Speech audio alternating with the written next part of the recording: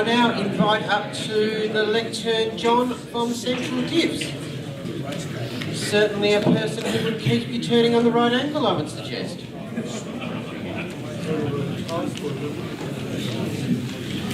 Welcome, John. Please make him welcome. Thank you, gentlemen. I'm from Central Diffs. I started the business 22 years ago, August the 3rd coming up. Started it in a situation where I was sort of thrown in the deep end. I had a loss in the family and some friends came and knocking on my door and said, could I help them out? Well, 22 years later, I've lost one of the 3 partners that was involved in the business. So now there's only 2 of us. Over the 22 years, I've seen a lot of differential mistakes.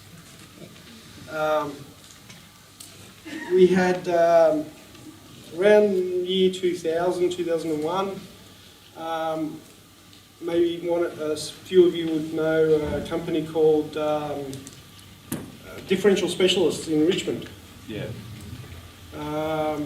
Peter Hawksworth, I think his name was. But before that, used to be a German fellow, John, I don't know, never met him, but anyway. Got a phone call, the doors have been shut, something's gone wrong, could I go around and have a look?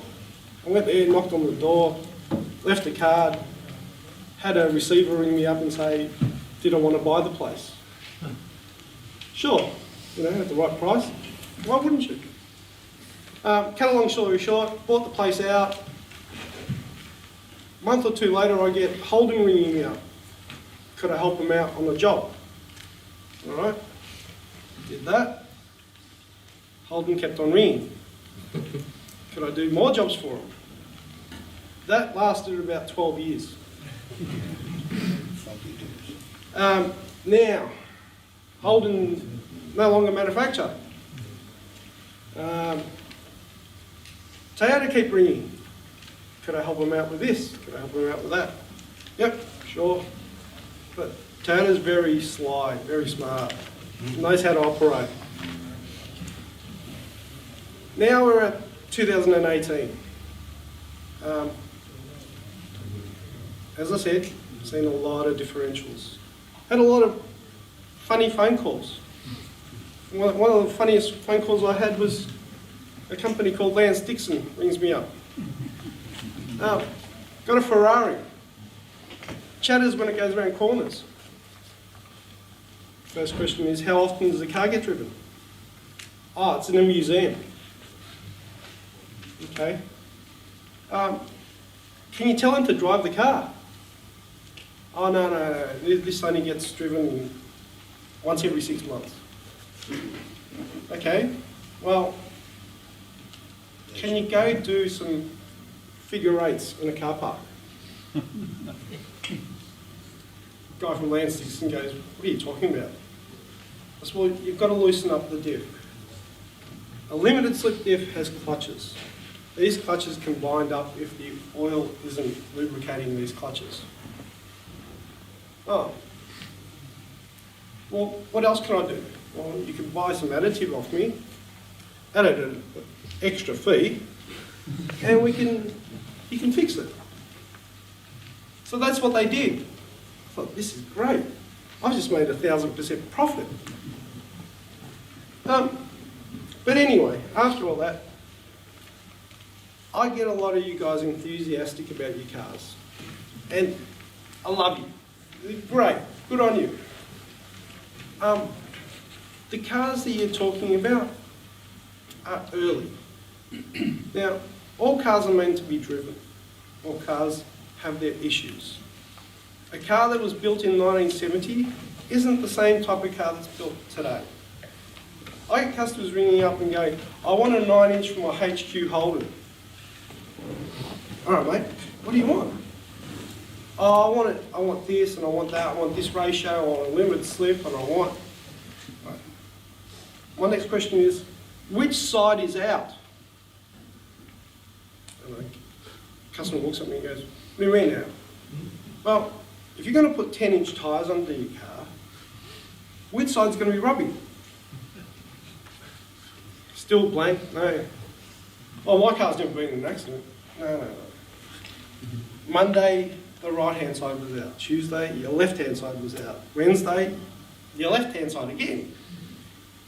I found out over the years that your car is out by 5 mil. That's Tiranas as well, HQs. So I went along with that. So that's my first thing. Second thing, pinion seal leak. Get a customer ringing up all the time. I've got a pinion seal. Can you help me? Sure. But what's the cause of your pinion seal to leak? Pinion seals don't leak because it's Monday and they feel like leaking. There's got to be a cause for it. I get, my mate fitted it last week and it's leaking. Well, hold on, mate.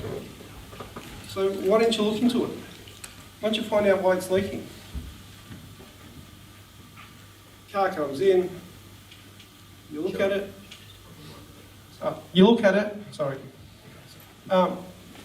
And his pinion nut is loose, and his crown and pinion is gone. Well, I can't really. You've come in for a $50 seal, and you're going to walk out with a $1,000 bill. You know, I feel sorry for you, but do you want the job done properly, or do you want it done half-assed?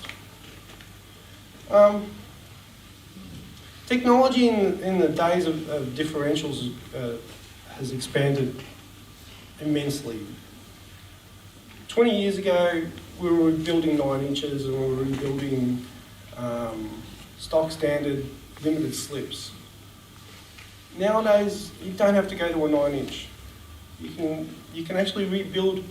I was talking to one of the gentlemen today. You can rebuild your Borg Warner to hold up to 400 horsepower. It's not rocket science anymore in these cars. I had a few years ago, I had a customer with a Hi-Ace. He was about 80 years old and he was going shooting. And he wanted a limited slip in his Hi-Ace. He just didn't want to get caught, in the mud. I said, okay. And somebody was making Detroit lockers for the Hiluxes. I put a Detroit locker in his Hi-Ace van. And I said to him, thinking he's 80-something, just be careful in the wet. I don't want you to kill yourself. No, I'll be fine. 3 weeks later, I get a phone call. I was going down the Eastern Freeway and I was doing 360s. I said, well, I told you, just be careful. He came back to me about a few years later. I thought, he's 80-something, I don't know. He comes knocking on my door a few years later and he goes, oh, there's something wrong with my Detroit locker, could you fix it? You still like it? Yeah, I've gotten used to it now. Fair enough, all right, it's good. Now, I get customers coming in with their own gear sets and their own products, trying to say, oh, could you fit this to my car or fit that to my car? And sure, I'll do that, that's no problem. As long as you understand, where did you get the part from? And could you ask the supplier what oil you want to use? Could you get some details? Because I don't want to sit there for the next 5 days looking it up for you. I know I've got all the time in the world, but it's much easier if you can do it. Try to get genuine, not aftermarket. Even the genuine stuff can be a bit of a headache, but the aftermarket is a nightmare. If you've got an old Jaguar or you've got an old Austin Healey or whatever, English, or if you've got a Falcon, no problem. If you've got a Holden, not a problem. Speak to me, I might be able to get it for you cheaper or find you something that will do the job. But when you're talking European, it's very hard. If you're talking American, Christ mate, it's junk. We can put junk in there and it'll work. There's that many manufacturers that will try to sell you stuff. You sit there and go, oh yeah, it's Timken, bang, see you later. Or it's 9-inch gear set, or 9-inch. There's about 4 or 5 different manufacturers just in the States making gear sets for it. 8-inch, same thing. American Chevy 10-bolt, Chevy 12-bolt. All that stuff is available. It's, you know, very easy. Japanese, again, Japanese isn't that difficult to find. The only problem with somebody that's got a Skyline and he wants, God knows what, and he wants to go do whatever, you know, launch it off, you know, the Empire State Building, forget it. I'm not interested. What you're asking for is miracles. Doesn't happen. Gear whines, gear noises. Gear whines and gear noises. I get customers just before asking me, oh, could I do anything with a gear noise or a diff noise at 80 kilometres an hour? And it's only at 80 kilometres an hour. Well, I had a Holden manager turn around to a customer who just bought a brand new Statesman. And we were all sitting in the car, there's 4 of us sitting in the car. And the manager from Holden, from head office, turned around to him and goes, see that? You paid $5,000 for that stereo, turn it up.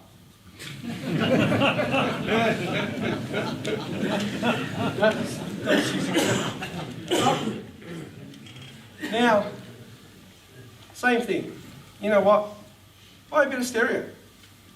If it's only a little bit of a noise, you'd rather a little bit of noise than something horrendous that your ears are bleeding. A little bit of noise ain't going to kill you. It's an old car. You haven't heard my son's stereo. I don't think it's the stereo that's the issue, it's what he listens to. That's what he listens to. Yeah. So, look, a little bit of noise. If the thing's noisy and it's howling and it starts from 0 kilometres or starts from 40 kilometres and goes up, then yes, please, you need to get the thing checked. You know, if you've got oil coming out of the front pinion seal, please get it checked. You've actually got other problems apart from just that seal. You'll probably find that it's either a breather is blocked, but nobody checks. We get mechanics. We send out probably about 6 diffs a day. And we get mechanics ringing me up and going, oh, your pinion seal's leaking. Have you checked the breather? Or why? Because if it's blocked, it's going to pop. Nothing I can do about it. I'm not Einstein sitting there fitting it for you. Every time a diff comes into us that we rebuild, we take the breather off, we clean it out, we make sure that all these everything is checked before we send it out. But if you just send me a diff without the housing I'm not there to look at it. And I do tell my customers as much as possible, can you check the breather, can you make sure this, that, and everything else. We have another common problem with Hiluxes where, there's a grease nipple on the slip yoke, has to be greased. Congratulations, well done. But you're actually greasing it to the point where it's got compression and pushing the slip yoke back into the diff. And wrecking the seal and wrecking the bearings in it. Toyota actually stopped putting grease nipples on slip yokes on their new Hiluxes because of that reason. You see, little things like that can cause a major issue that all of you can actually look at. You know, we get customers. We had a 1954 Cadillac come in not long ago, and Cadillac says that's a throwaway diff. That is not a repairable diff. Looked at it to begin with. We didn't even know how to pull it apart. 22 years, never seen a diff of this design. So I thought, well, I've got contacts in the States. They must have seen it. They must have done something about it. My contact in the States in Seattle says, no, I know an old fella in Arizona. Speak to him. Ring him up. He tells me, yeah, no problem. Have you got email? Sure, yeah. 108 pages later. Yeah, it's handy. Yeah, I know how to build a 1954 Cadillac, in case anybody wants one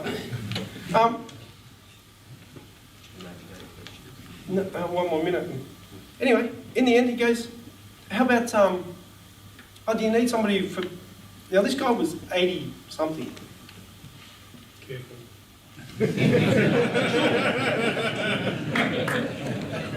No, he gets worse. Careful. He goes, do you need somebody that, for bearings? I said, well, yeah, probably, because I don't know, you know, this is a bit out of my league. He goes, yeah, look, I've got a guy in California, but you can only ring him between the hours of 2 and 4. Why is that? Oh, he's 92. Good on me. Lucky me. Now, in the end, we rebuilt it, and it worked out really well. If we've got the right products, or like gear sets, the right genuine gear set or genuine parts, we don't have major problems. It's when the customer comes in with a gear set, for God knows what, and goes, oh, could you fit it? And you go, no. That's when the dramas start. But anyway, if anybody's got any questions, yes, yes. When you bought Diffs Specialists, Yep. did they have a Gleason lapping machine? Yes, I do have a You Gleason have got machine. one. Yep. Yeah, hasn't been used in 10 years because the issue is none of us know how to operate it properly. There's no manuals with it. Holden actually made us put it together and get it running for their one of the projects that they were doing. But since then, it's still in my workshop. It's still ready to go, but just there's nothing. How much for cash? Eh? How much for cash? Maybe ask the 92-year-old in Arizona if he knows something. He might have 192 pages. Yeah, no, that really. We know somebody in Texas who's 105. Yes.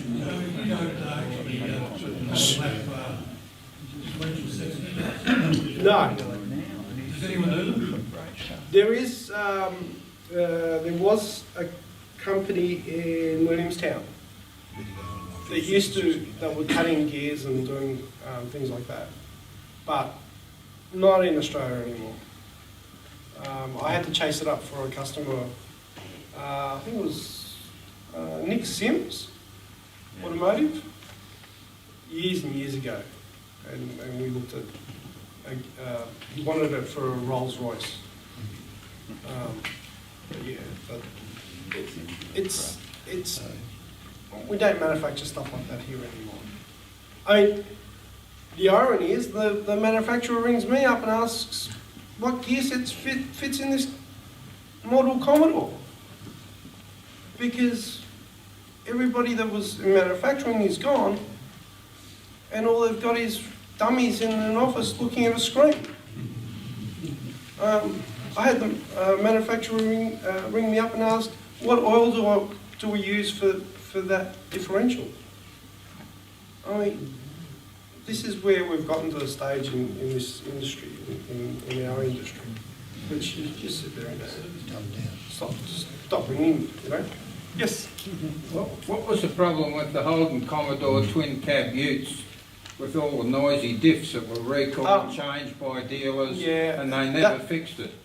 They never fixed it because they could never fix it. What it was if you had a look at the chassis, because I got involved in that back then. The actual differential on the on the crewman is the same differential that's on the Falcon Ute. The only difference is the ends and the axles.